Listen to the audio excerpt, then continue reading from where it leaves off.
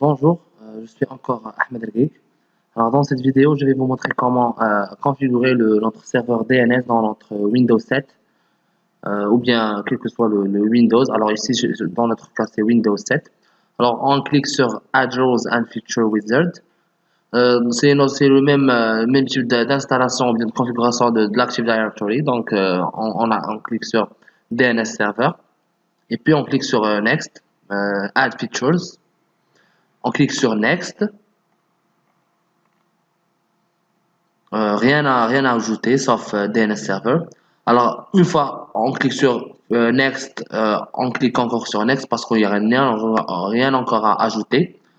Et puis maintenant, on clique sur confirmation, puis on clique sur validation et on attend que le serveur DNS soit bien installé dans notre Windows 7.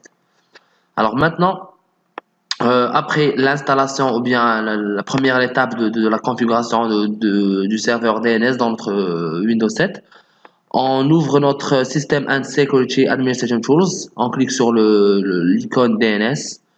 Maintenant, on trouve notre DCG1.2, on clique sur Forward Lookup Zones, on trouve les deux fenêtres, insert.log et encore MCDS insert.log.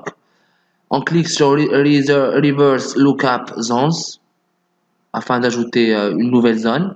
Alors on clique sur bouton droit New Zone. Ici une nouvelle fenêtre s'ouvre et puis on clique sur Next. Comme ça on ajoute une nouvelle zone. Alors on clique sur Next. Après avoir cliqué sur Next, une autre fenêtre s'ouvre. On nous donne le choix on choisit la zone primaire. Ici, on nous donne à sélectionner la zone.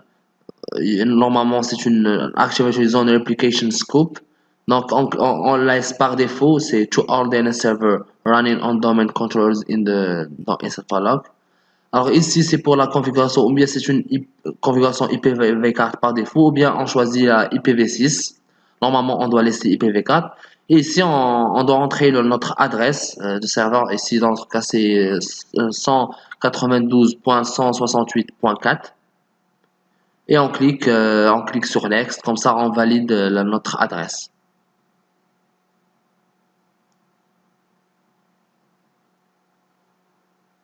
Après avoir cliqué sur Next, cette fenêtre, c'est pour confirmer ou bien c'est pour finir notre zone. Alors, on remarque ici que notre zone a bien été ajoutée.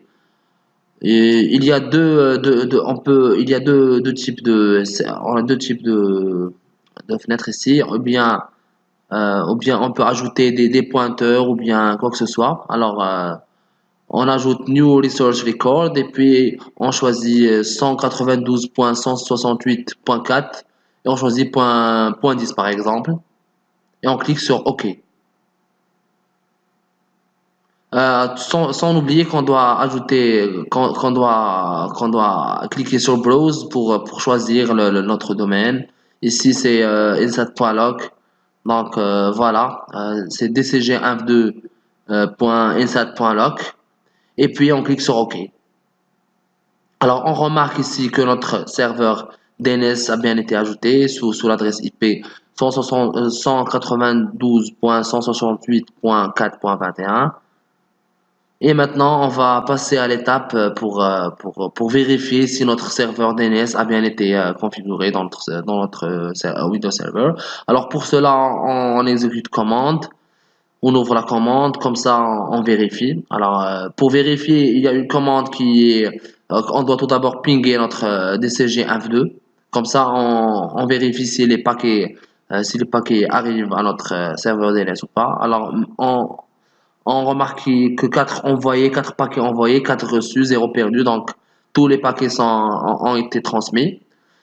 Après cela, si on veut bien, on veut bien vérifier que notre serveur DNS marche très bien. Alors, il y a une commande qui est nslookup. Nslookup, c'est attaché, donc nslookup. Alors voilà, le serveur par défaut de dans notre Windows Server 7 et dcg12.log sous l'adresse IP 192.168.4.21. Et je vous remercie beaucoup pour votre attention. À bientôt.